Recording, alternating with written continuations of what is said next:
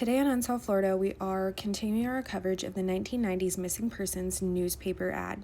Buckle up because this one is crazy. 26-year-old Deborah Poe grew up in Northern Virginia and had dreams of becoming a professional dancer. In October of 1989, she moved to Orlando, Florida with her friend and roommate Lori Tillman. Deborah was a woman with a plan. At such a young age, she was adventurous and working 80 hours a week, one job at the Orlando Sentinel and another at the graveyard shift at the Circle K on Aloma Avenue. Today it is a different gas station, but this is just a picture of where and what it looked like. Once she was hired by the Orlando Sentinel, her family and boyfriend urged her to quit her job at Circle K, but she refused as she wanted the extra money to buy her own house and maybe open her own catering business one day. Deborah worked the graveyard shift 5 nights a week by herself.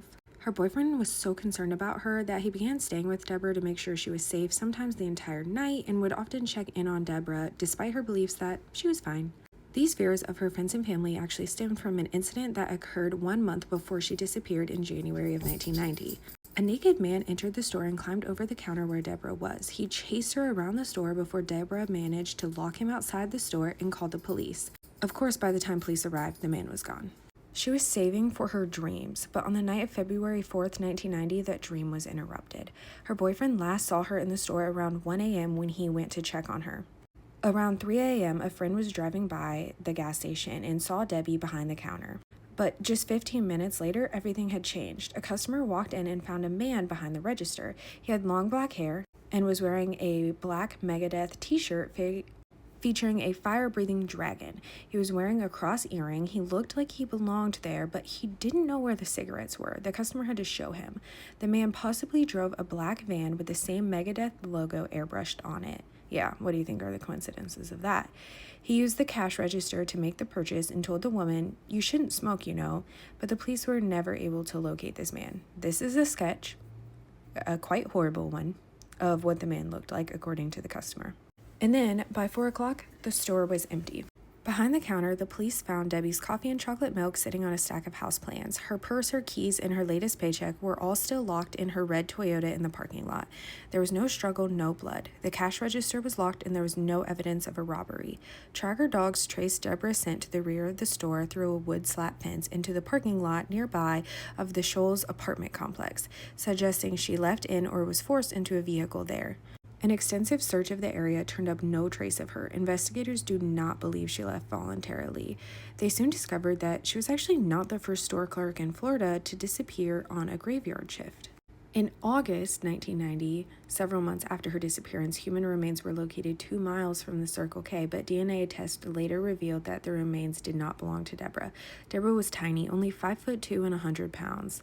12 years later, in March of 2002, police announced that they had a suspect in Deborah's case but refused to identify the person. Investigators then searched an area of Chapel Hill Baptist Church in Orange County.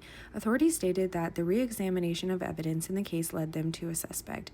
If anything was found during the search, however, it was not made public.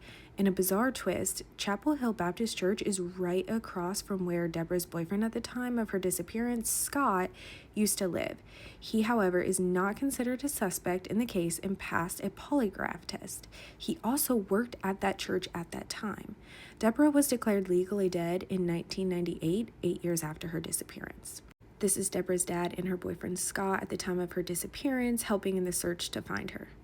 Some believe that the Megadeth guy was a red herring, like he was probably someone who came in to buy something, found the store empty, and decided to go behind the cash register for some money, some cigarettes, whatever.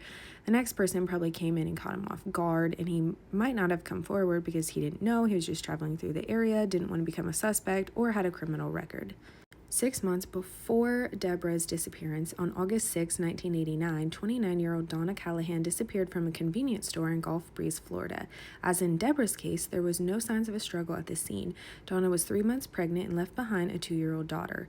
5 weeks later, on September 18th, 36-year-old Darlene Messer was abducted from a Lake City convenience store. 2 days later, her body was found in a creek nearby. She had been bludgeoned. All 3 victims were single females in their 20s or 30s. They all had vanished while working the graveyard shift alone. Investigators believed that the cases were linked but had no suspect. Deborah's boyfriend Scott said that men, some who were drunk or just weirdos, frequently bothered her while she was working the night shift, and he was concerned for her safety. The detective in the case, Detective Gay, suspects that one of the customers may have become infatuated with her and decided to abduct her. The police also looked into Scott as a possible suspect.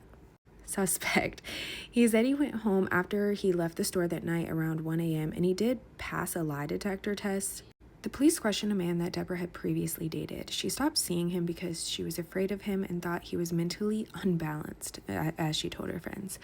After they stopped dating, he began to harass her. He told the police that he was homesick that night. It is not known if he is considered a suspect. However, his stepdaughter has publicly stated he has confessed to her and her mother that he was responsible for Deborah's abduction, murder, and she is hidden under concrete somewhere never to be found.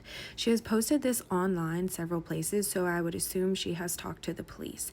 It is not confirmed if her statement is true, as he is an addict currently.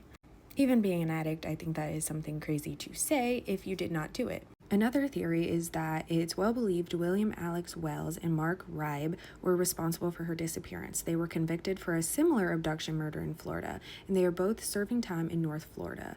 Wells is in for life without parole, and Ribe got 25 to life. They only confessed to one murder because that victim's body was found. However, Deborah and another convenience store clerk are still missing. That's these two guys up here. So the two victims I mentioned earlier, their pictures are at the top, and the bottom is the two that are convicted for the person on the right whose body was found.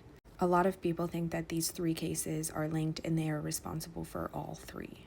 There are numerous cases similar to this throughout Florida, South Georgia, and Alabama. Because of the Deborah Poe case, convenience stores in Florida have to have either two people on duty or a protective barrier like banks have.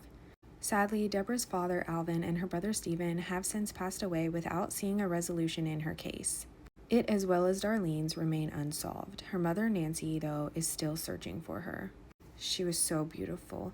If you have any information on the disappearance of Deborah Poe, please call the Orange County Sheriff's Office at 407-254-7012.